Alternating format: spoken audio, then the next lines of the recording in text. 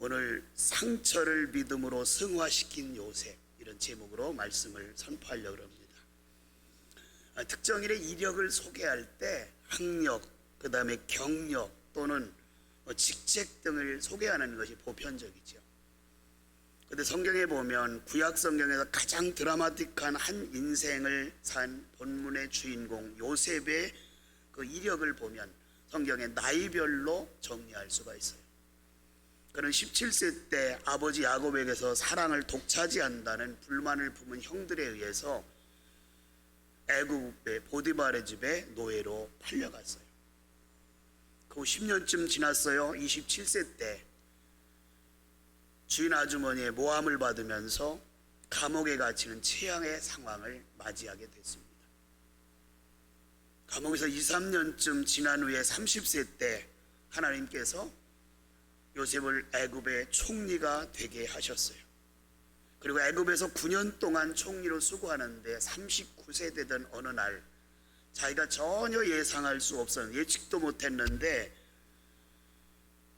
자기를 팔아넘겼던 형제들을 뜻밖의 왕궁에서 만나게 돼요. 그리고 나서 아버지도 만났어요. 자기 형제와 친지들을 애굽에서 불러서 이제 가장 기름진 땅 고센 땅에서 정착할 수 있도록 도와주었어요.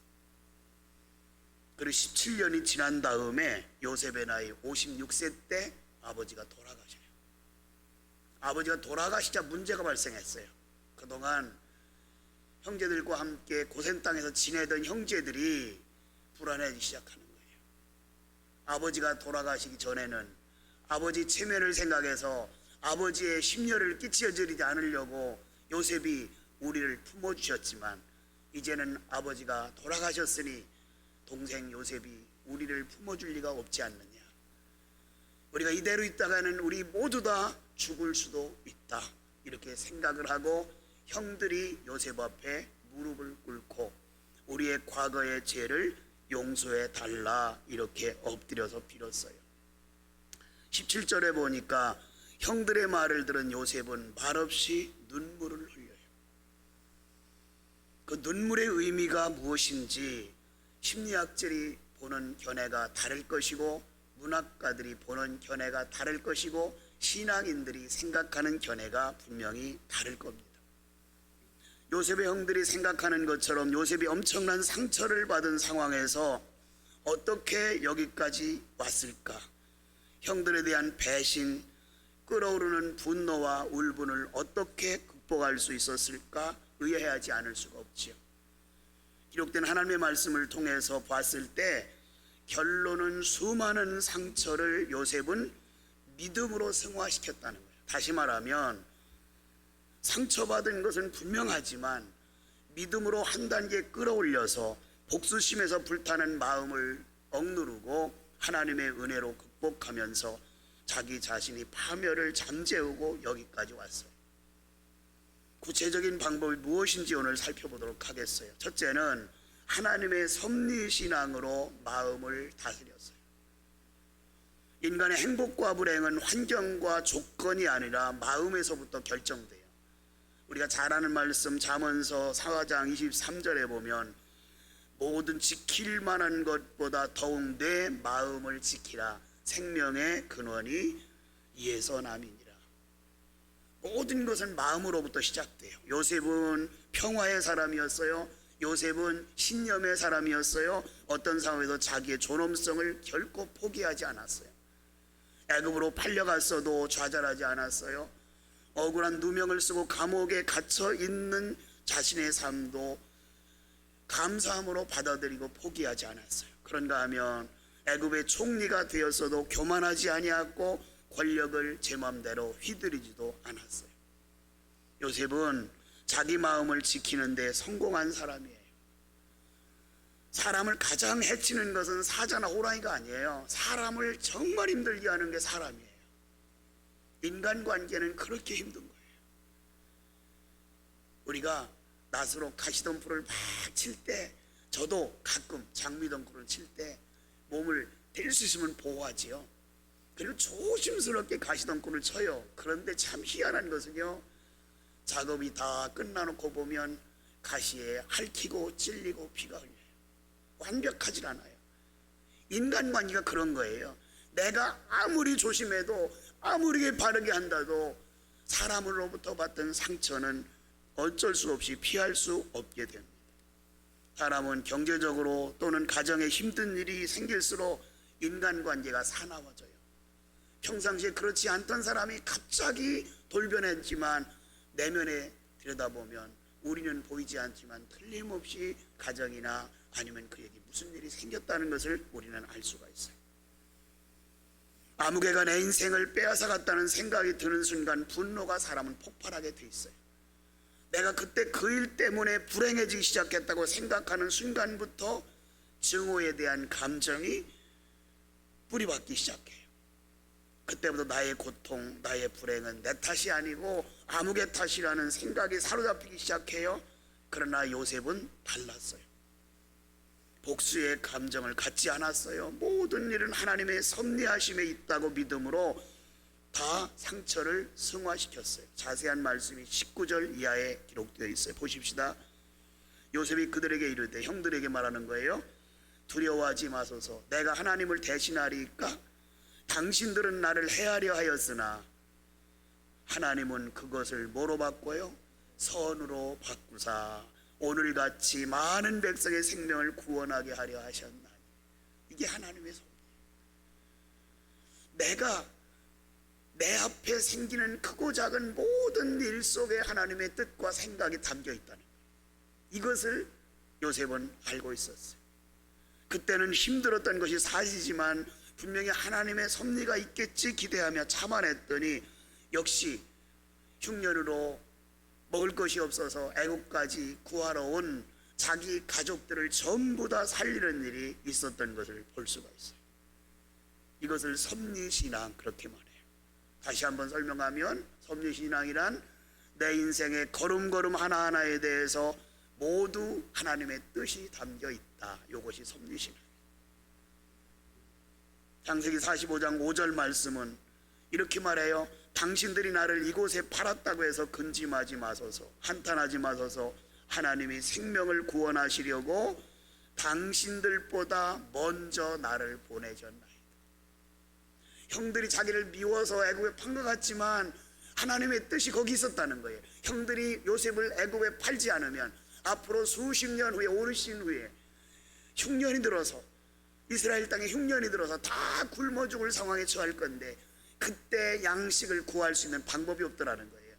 이미 50년 전에 하나님은 이것을 알고 계셨기에 요셉을 애굽에 팔아넘기도록 했던 거예요. 이것을 요셉은 인정했어요. 자기가 형들에게 미워서 한 것 같지만 결국 하나님께서 나를 먼저 보내셨다. 누구를 위해서? 가족들을 위해서. 요셉은 힘들 때마다 하나님의 뜻, 하나님의 섭리가 있겠지 하는 믿음으로 순간순간 견뎠어요. 우연이 없는 신앙, 좋은 일이든 나쁜 일이든 다 하나님의 섭리가 있어요. 잠언 20장 24절에 보면 사람의 걸음은 여호와로 말미암았나니 사람이 어찌 자기의 길을 알 수 있으리. 우린 내 길을 몰라요. 내가 계획을 세우고 가지만 내 세운 계획대로 100% 갈 수 있을까요? 안 되지요. 제가 어느 날 급한 모임이 있어서 대전을 가야 돼요. 제가 늦으면 안 되는 모임인데 제가 목표를 딱 내비게이션을 치고 나니까 20분 전에 도착하더라고요. 그래도 나 늦지 않겠지 이렇게 생각하고 딱 신양 IC로 진입하고 5분 후에 고속도로에서 앞바퀴 파스가 났어요. 우선 위험하니까 차를 세워놓고 밖으로 나가서 불렀어요. 차를. 자, 아까 제가 내비게이션에 입력했을 때 몇 분 여유있게 간다고요? 20분.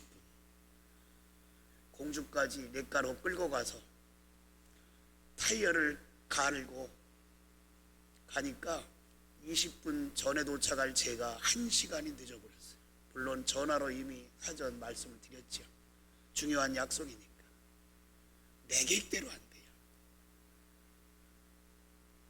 하나님께서 하시는 일을 어떻게 우리가 알 수 있어요? 아무도 알 수가 없어요.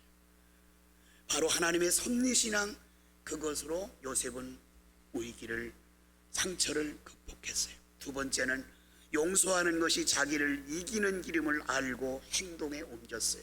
21절 하반절에 보면 그들을 간곡한 말로 위로하였더라. 자, 여기서 그들은 형제들을 말하는 거예요? 형들을 말하는 거예요? 간곡한 말로 위로하였더라. 과거 상처받은 것을 생각하면 누가 위로받아야 돼요? 요셉이 받아야 되잖아요. 근데 위로는 누가 했어요? 요셉이 했어요. 형들을. 여기 위로했다는 말씀 속에는 용서했다는 의미가 포함되어 있어요. 용서했기 때문에 위로가 되는 거예요. 용서를 하지 않았으면 왜, 어떻게 위로할 수 있어요? 절대 위로할 수 없어요.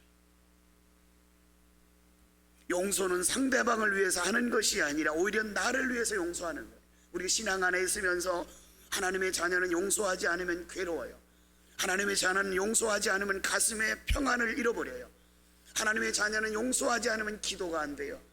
하나님의 자녀는 용서하지 않으면 말씀을 깊이 체험할 수 없어요. 그러므로 하나님의 자녀는 먼저 용서해야 돼요.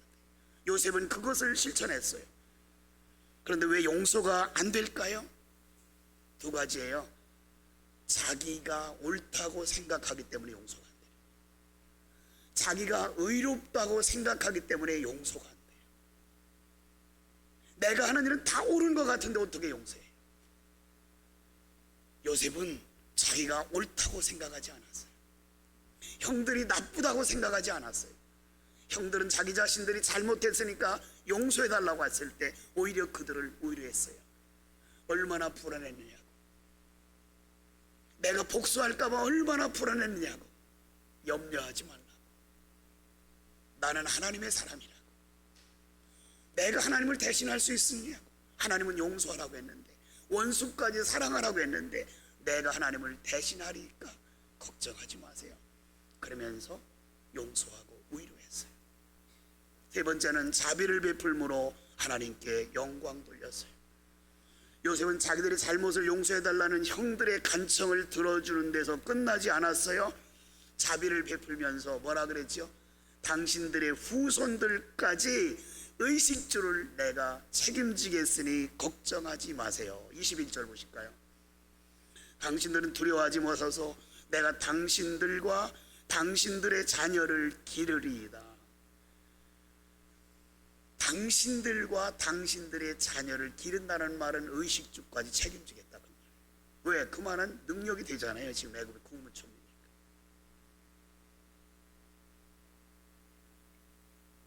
읽진 않았지만 23절에 보면 아주 의미 있는 이름이 두 사람이 나와요. 에브라임과 므낫세. 에브라임과 므낫세는요, 요셉이 애굽에서 난 자녀예요. 두 자녀. 그런데 창세기에 보면 그 에브라임과 므낫세에 대한 뜻이 나와요. 41장에. 여러분, 구약 성경에서 자식의 이름은 부모에 대한 신앙 고백이 들어있어요. 왜냐하면 이스라엘 백성들은 그 이름 속에 꼭 신앙 고백을 담아서 이름을 지어요. 꼭 그렇게 담아요.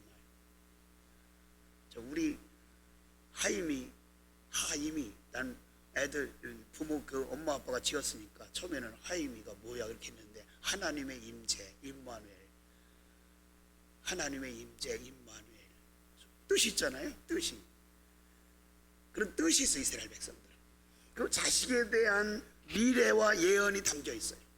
아까 제가 에브라임과 므낫세에 대한 말씀에 뜻이 있다고 창세기 41장에 있다고 그랬죠. 51절 보시면 므낫세의 뜻은 하나님이 내게 내 모든 고난과 내 아버지의 온 집일을 잊어버리게 하셨다. 그 다음에 52절에 에브라임의 뜻은 하나님이 나를 내가 수고한 땅에서 번성하게 하셨다. 자, 지금 메모 못 하셨으면 다음 주 주보에 나올 거니까 다음 주 주보를 읽으면 되고요. 자, 요셉은 애굽에서 번성하여 형들의 조카들까지 돌보는 이런 자부를 베풀었어요. 원수까지 사랑하는 하나님의 명령에 순종한 거죠. 기독교 심리학자인 폴 트루니에는 이런 말을 했어요. 기독교는 자신의 십자가를 지라고 단순히 가르치는 종교가 아니라 오히려 십자가를 지되 기쁘게 지라고 가르치는 종교다. 기독교는 자기 운명을 단순히 받아들이라고 가르치는 것이 아니라 오히려 자기 운명에 대해서 아무리 힘들고 가슴 아픈 일일지라도 사랑하라고 가르친다. 상처를 믿음으로 승화시킨 요셉, 하나님에 대한 섭리신앙으로 마음을 다스리고 용서로 마음을 다스리고 자비를 베풀며 마음을 다스려서 요셉은 모든 상처를 믿음으로 극복해 나갔어요. 여러분 모두가 요셉과 같은 승리자가 되기를 주님의 이름으로 축원합니다.